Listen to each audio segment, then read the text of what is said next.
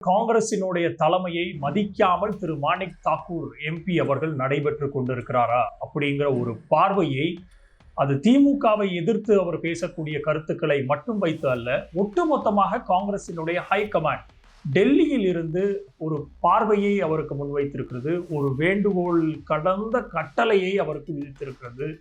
நீங்கள் எக்காரணத்தை கொண்டும் பொதுவெளியில் மீடியா முன்னாடி கூட்டணி குறித்து பேசக்கூடாது அப்படிங்கிறத தெள்ளத்தெளிவான ஒரு பார்வையாக மாணிக் தாக்கூர் போன்றவர்களுக்கு, பிரவீன் சக்கரவர்த்தி போன்றவர்களுக்கு, ஜோதிமணி போன்றவர்களுக்கு நிலை நிறுத்தியுள்ளது காங்கிரசினுடைய தலைமையகம் கடந்த மீட்டிங்ல.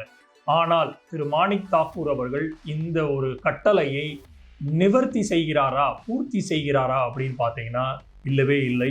தினம்தோறும் தமிழகத்தில் பல்வேறு மீடியாக்களை சந்தித்து கொண்டு ஆட்சியில் அதிகாரத்தில் பங்கு வேண்டும் அப்படிங்கிற அந்த ஒற்றை குரலை தொடர்ந்து எழுப்பி கொண்டே வருகிறார்.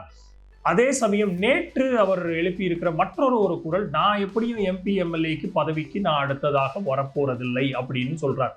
அப்போ இதே திராவிட முன்னேற்ற கழகத்தினுடைய கூட்டணி இன்றைய காலகட்டத்தில் காங்கிரசினோட வலிமையாக இருக்குங்கிற அந்த ஒரு போர்வையில 2026 தேர்தலை முன்னிட்டு காங்கிரசினுடைய தலைவர் திரு ராகுல் காந்தி அவர்களுக்கும் இந்த திமுகவினுடைய தலைவர் திரு ஸ்டாலின் அவர்களுக்கும் உள்ள அந்த உறவை ஒட்டுமொத்தமாக புறந்தள்ளுறதுக்கு ஏதோ ஒரு விதமான எக்ஸ்டர்னல் போர்ஸாக திரு மாணிக் தாக்கூர் செயல்படுகிறாரா?